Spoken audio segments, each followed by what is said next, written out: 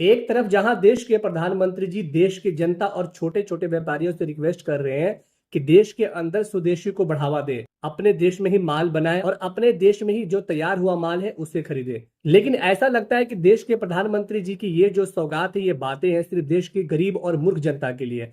अंबानी, अडानी और बीजेपी के नेताओं के लिए शायद ये सब चीजें नहीं है। क्योंकि आज के दिन ही बीजेपी के नेता, जो कि महाराष्ट्र गवर्नमेंट में ट्रांसपोर्ट डिपार्टमेंट के नेता है, उन्होंने टेस्ला एसयूवी का वाई मॉडल की पहली गाड़ी खरीदी है। वो टेस्ला कंपनी जो पूरी तरीके से विदेश में ही तैयार होकर आ रहा है हमारे देश में बिकने के लिए।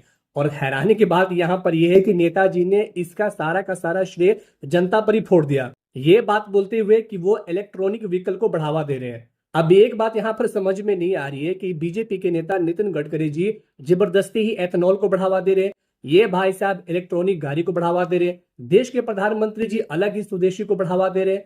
तो अब समझ में ये नहीं आ रहा है कि देश की जनता किसकी बात सुने, किसकी बात को फॉलो करे, और करे तो करे क्या और कहे तो कहे क्या।